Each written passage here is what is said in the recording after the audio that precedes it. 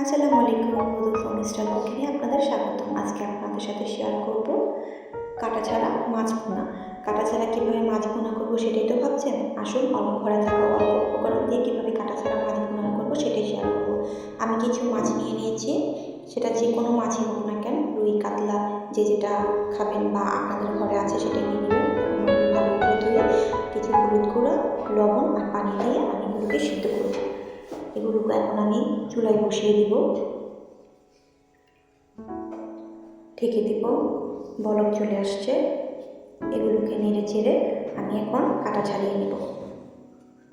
কাটা ছাড়ানোটা সম্পূর্ণটা আপনাদের সাথে দেখালাম না, ভালো করে কাটা যাতে না থাকে, বাচ্চারাও এই মাছটা রান্না করা খেতে পারবে। আমি এখন কড়াইতে তেল দিয়ে দিব, কেটে রাখা পেঁয়াজ দিয়ে দিব। ভুনা তরকারিতে একটু পেঁয়াজ বেশি লাগে। আমি কেটে রাখা তেজপাতা ধুয়ে দিয়ে দিলাম, নেড়ে চেড়ে ভেজে নেব। এখন দিয়ে দিব কাঁচামরিচ। আমি আবার এগুলোকে ভালো করে ভেজে নেব, বাদামি রং না হওয়া পর্যন্ত ভাজতে হবে। বাদামি রং চলে আসছে, এখন আমি এখানে দিয়ে দেব আদা রসুন পেস্ট, হলুদ গুঁড়া, মরিচ গুঁড়া, নেড়ে চেড়ে দিব। এখন দিয়ে দিব লবণ, পরিমাণ মতো লবণ দিয়ে কষাতেই থাকবো। অল্প কিছু পানি দিয়ে এখন মশলাটাকে ভালো করে কষাই নেব। তেলটা ভেসে উঠলে বেছে রাখা সেই মাছটা কাটা ছাড়িয়ে বেছে রেখেছিলাম সেটা দিয়ে দিব। এখন আমি এগুলোকে ভালো করে নেড়ে চেড়ে মিশিয়ে নিব, একটু কষিয়ে নিব, ভেজে নেব ভালো করে। তারপরে এখানে দিয়ে দিব আমি ওই যে মাছ সিদ্ধ করে রেখেছিলাম, ওখানে পানি ছিল, ওই পানিটুকু এখানে দিয়ে দেব।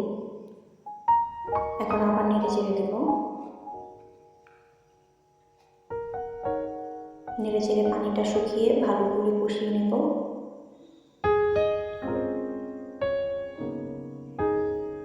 আবার আমি সাদা পানি দিয়ে এগুলোকে এখন ভালো করে রান্না করে নেব।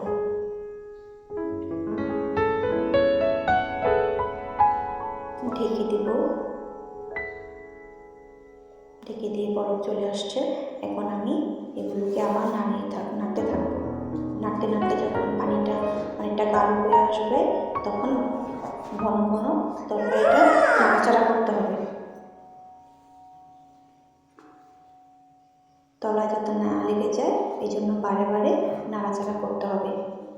আমার ভিডিওটা যদি আপনাদের ভালো লাগে তাহলে অবশ্যই লাইক, কমেন্ট, সাবস্ক্রাইব করবেন। এবং আমি নামানোর আগে অল্প কিছু লেবু পাতা দিয়ে নিয়েছি। এখন আপনাদের যদি রান্না করার প্রসেসিংটা ভালো লাগে অবশ্যই এভাবে রান্না করে খেয়ে দেখবেন।